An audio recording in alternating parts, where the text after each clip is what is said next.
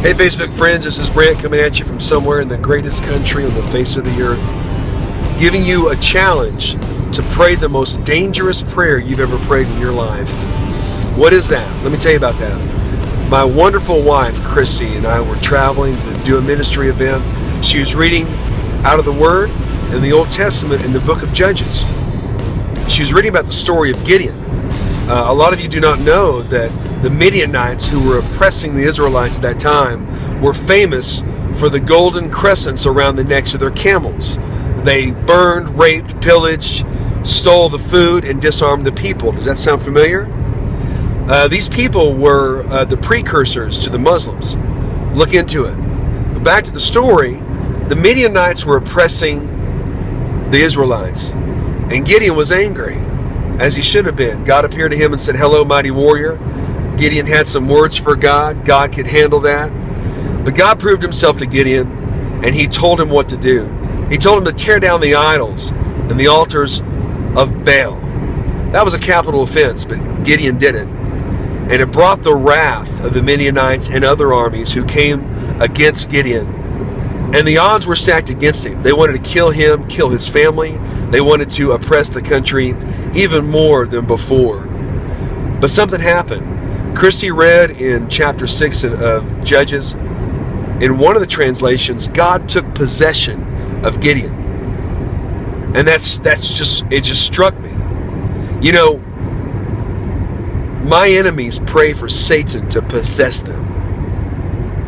When's the last time I prayed for God to possess me? For God to take possession of me? I began to pray that prayer.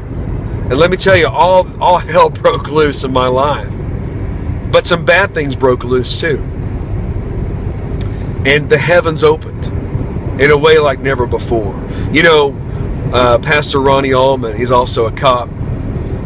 He told me years ago, he said, 1 hour of favor is better than 1,000 hours of labor.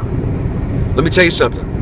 When you pray the most dangerous prayer, God take possession of me, your life is going to unfold. You're going to watch that unfold. You're not going to be the same person.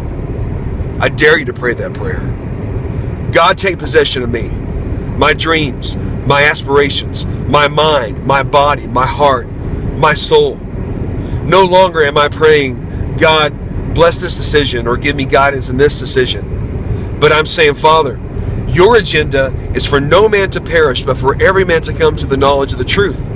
So the dreams, the aspirations, the tragedies, the triumphs, the lessons, the talents, your look, everything about you was given to you for one purpose, and that is for him to fulfill his agenda of no man perishing, but for every man to come to the knowledge of the truth. You know, the church has cried out, God, send down your fire.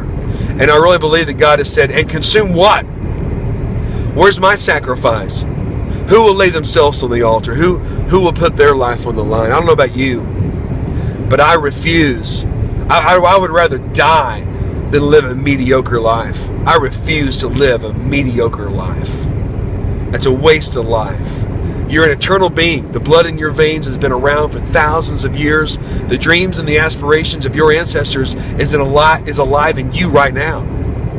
And God is waiting for each man and woman in their generation to arise and to be the person that God has called you to be.